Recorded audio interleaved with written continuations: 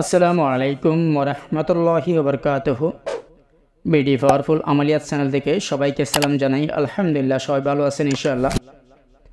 আমি অনেক দিন ধরে আমল দিতেছি না বা ভিডিও দিতেছি না।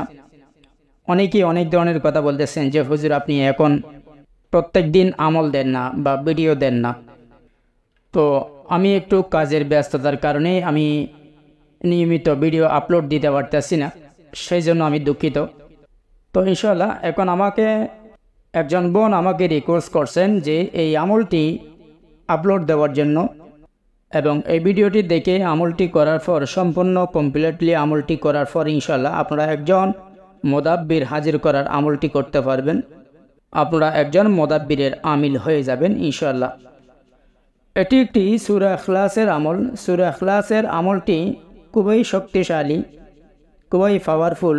এই আমলটি করার পর আপনি একজন মোদাব্বিরকে আইত টানতে পারবেন ইনশাআল্লাহ। সে আপনার নিজের হয়ে আপনার সমস্ত কাজ করে দিবে, কোনো নাজায়েজ কাজ করবে না, সমস্ত জায়েজভাবেই কাজ করবে। বলতে পারেন একজন বুজুর্গ বা আউলিয়া যেরকম, ঠিক সেরকমভাবে আপনাকে সব সময় পাহারা দিবে, আপনার সব সমস্যা সমাধান করবে ইনশাআল্লাহ। এই সূরা ইখলাসের আমল করার পর এই মোদাব্বিরকে দিয়ে আপনি বিভিন্ন ধরনের চিকিৎসা করতে পারবেন, বিভিন্ন সমস্যা সমাধান করতে পারবেন ইনশাআল্লাহ। তো মনে রাখবেন, এই আমলটি করার জন্য অবশ্যই 5 ওয়াক্ত নামাজ ঠিক মতো আদায় করতে হবে, বা বাতি নজর খোলা থাকলে বা রুহানি শক্তি থাকলে এই আমলটি করে খুব দ্রুত ফলাফল পাবেন এবং কামিয়াবি হবেন ইনশাআল্লাহ। এই আমলটি করার জন্য অবশ্যই আপনার নিজের কোনো ওস্তাদ থাকলে সে ওস্তাদের কাছ থেকে অবশ্যই অনুমতি নিয়ে নেবেন ইনশাআল্লাহ। এবং এই আমলটি করার জন্য কী কী লাগবে বা কিভাবে করবেন সব কিছু ভালো করে মনোযোগ দিয়ে শুনবেন, এরপর এই আমলটি করবেন ইনশাআল্লাহ। এই আমলটি করার জন্য অবশ্যই আপনার শরীর বন্ধ করতে হবে। হ্যাঁ, অনেকে বলেন যে হুজুর আমার কাছে তেলিসমাতি আন্টি আছে এবং লোহে হামজাত আন্টি আছে, তাহলে কি আমার শরীর বন্ধ করতে হবে কি না? হ্যাঁ ভাই, এই আমলটি যদি করেন, এই আমল করার ক্ষেত্রে আপনার কাছে যদি তেলিসমাতি আন্টি থাকে বা লোহে হামজাত আন্টি থাকে, অবশ্যই আপনাকে শরীর বন্ধ করতেই হবে। যে আপনার কাছে বাতি নজর খোলা নাই এবং রোহানি শক্তি নাই, সেই শক্তিগুলি আপনি তেলিসমাতি আন্টির মাধ্যমে পাবেন।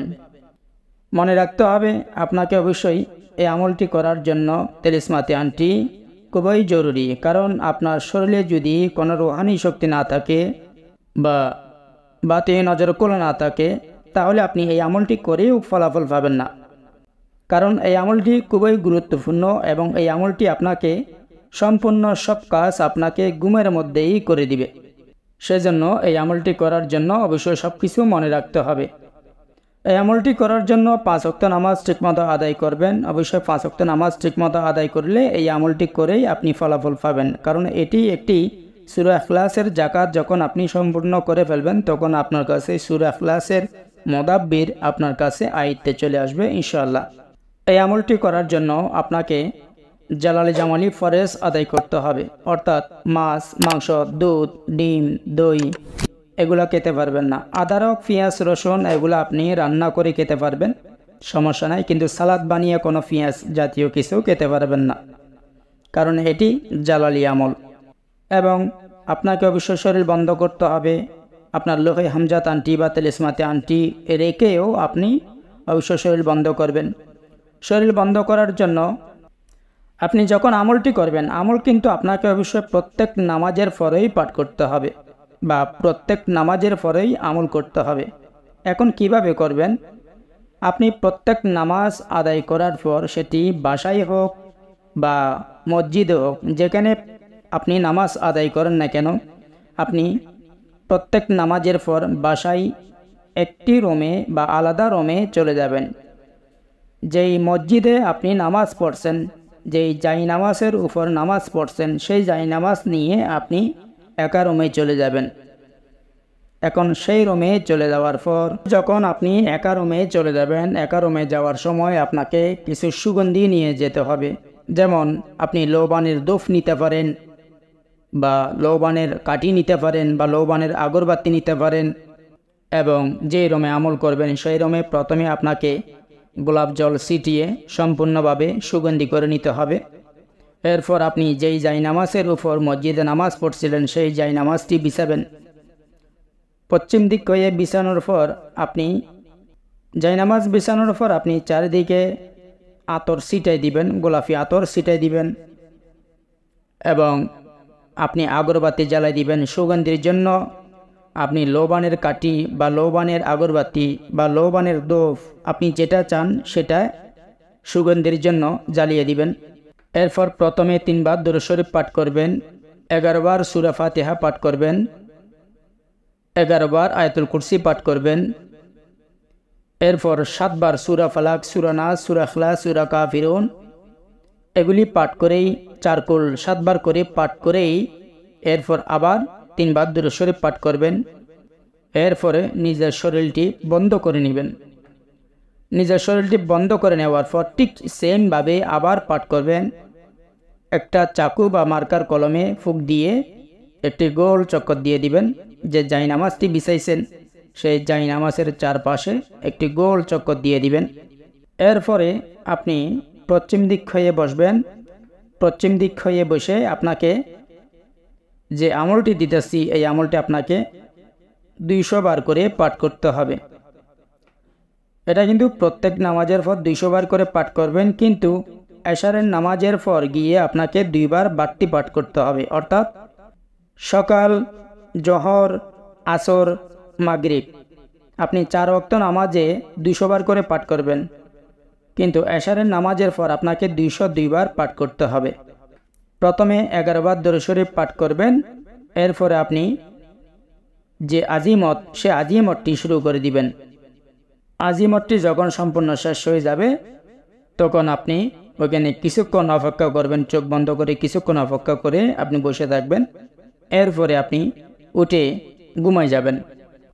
এখানে আমি আবার বলতেছি যে আপনি যে আজিমতটি দেব সে আজিমতটি সকাল নামাজের পর আপনাকে 200 বার পাঠ করতে হবে এবং জোহর নামাজের পর 200 বার পাঠ করতে হবে এবং আসর নামাজের পর 200 বার পাঠ করতে হবে, মাগরিব নামাজের পর 200 বার পাঠ করতে হবে এবং এশারের নামাজের পর 202 বার পাঠ করতে হবে। সব আমল অবশ্যই প্রত্যেক নামাজের পর আপনি যেই রোমে আমল করবেন সেই রোমেই পাঠ করবেন বা সেই রোমেই আমল করবেন। প্রত্যেক নামাজের পরই আপনি যেই রোমে আমল করবেন সেই রোমে চলে যাবেন এবং সেই রোমে আপনি সম্পূর্ণ সুগন্ধি ব্যবহার করে আপনি আমলটি চালিয়ে যাবেন। এভাবে আপনাকে 3 দিন কন্টিনিউ 3 দিন আমল করতে হবে। 3 দিন সম্পূর্ণভাবে আমল করলে তাহলে এটা একটা সূরা ইখলাসের যাকাত সম্পন্ন হয়ে যাবে এবং শেষের দিন আর কি, যেমন 3 দিন আমল করছেন, 3 দিনের পর যখন আপনি ঘুমায় যাবেন তখন আপনাকে স্বপ্নে আপনার মোদাব্বির এসে আপনাকে জিজ্ঞেস করবে, আপনাকে ডাকবে বা আপনাকে সমস্ত কাজ করে দেওয়ার জন্য তিনি রাজি হয়ে যাবেন ইনশাআল্লাহ। আজিমতটি 11 বার দুরূদ শরীফ পাঠ করেই আজিমত শুরু করবেন। আজিমত সম্পূর্ণ শেষ করেই এরপর পরবর্তী আবার 11 বার দুরূদ শরীফ পাঠ করবেন। আপনি যে কোনো দুরূদ শরীফ পাঠ করতে পারেন। আজিমতটি হলো বিসমিল্লাহির রহমানির রহিম, বাহুত্রিন বাহুত্রিন, নওশিন নওশিন, কাশিন কাশিন, নফাহিন নফাহিন, আবি আজিব ইয়া সাইয়্যিদাতি বিহাক্কি কুল হুয়াল্লাহু আহাদ আল্লাহুস সামাদ লাম ইয়ালিদ ওয়া লাম ইউলাদ ওয়া লাম ইয়াকুল লাহু কুফুয়ান আহাদ। আমি আজিমত আবার বলতেছি যেন আপনাদের সুবিধা হয়। বিসমিল্লাহির রহমানির রহিম, বাহুত্রিন বাহুত্রিন, নওশিন নওশিন, কাশিন কাশিন, নফাহিন নফাহিন, আবি আজিব ইয়া সাইয়্যিদাতি বিহাক্কি কুল হুয়াল্লাহু আহাদ আল্লাহুস সামাদ লাম ইয়ালিদ ওয়া লাম ইউলাদ ওয়া লাম ইয়াকুল লাহু কুফুয়ান আহাদ। মনে রাখবেন এই আমলটি খুবই একটি শক্তিশালী রুহানি আমল। এই আমলটি খুবই পাওয়ারফুল। এই আমলটি যদি আপনি 3 দিন কন্টিনিউ করেন ইনশাআল্লাহ এই আমলের আমিল হয়ে যাবেন ইনশাআল্লাহ। এবং এই আমলের মধ্যে যে মুদাব্বির, সে মুদাব্বির আপনাকে এসে আপনাকে জিজ্ঞাসা করবে যে হুজুর আমার কি করতে হবে বলেন।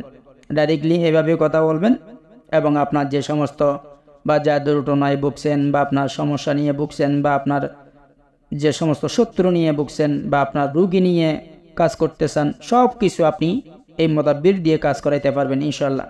এবং এই মুদাব্বিরের মাধ্যমে আপনি সমস্ত হাজিরা দেখতে পারবেন ইনশাআল্লাহ। এটা একটি খুবই শক্তিশালী পাওয়ারফুল আমল। ভালো করে মনোযোগ দিয়ে শুনেই এই আমলটি করবেন ইনশাআল্লাহ। এই আমলটি করার পর আশা করি যারা এই লাইনে যারা আমল করেন বা যারা চিকিৎসা করেন তাদের ক্ষেত্রে অবশ্যই এই আমলটি করার পর আর কিছু করতে হবে না। এই আমলটি করার পর আপনি অবশ্যই সমস্ত কাজ করাইতে পারবেন এবং সমস্ত হাজিরা দেখতে পারবেন ইনশাআল্লাহ। আমি আজিমতটি আবার বলতেছি, আজিমত পাঠ করার সময় অবশ্যই বিসমিল্লাহ পাঠ করবেন। প্রত্যেকবারই অবশ্যই পাঠ করার সময় বিসমিল্লাহ পাঠ করবেন। আমি আবার বলতেছি, প্রত্যেক নামাজের পর 200 বার করে পাঠ করবেন, কিন্তু এশারের নামাজের পর গিয়ে আপনি 202 বার পাঠ করবেন। কন্টিনিউ 3 দিন আমল করবেন। 3 দিন পর আপনাকে ঘুমে এসে আপনাকে জিজ্ঞাসা করবে, বাস এখন আপনার সমস্ত কাজ করাইতে পারবেন ইনশাআল্লাহ। আজিমতটি হলো বিসমিল্লাহির রহমানির রহিম, বাহুত্রিন বাহুত্রিন, নশিন নশিন, কাশিন কাশিন, নফাহিন নফাহিন, আবি আজিব ইয়া সাইয়্যিদাতি বিহাক্কি কুল হুয়াল্লাহু আহাদ আল্লাহুস সামাদ লাম ইয়ালিদ ওয়া লাম ইউলাদ ওয়া লাম ইয়াকুল লাহু কুফুয়ান আহাদ। এই আজিমত এবং সূরা ইখলাসের সাথে মিক্সার করা আছে ইনশাআল্লাহ।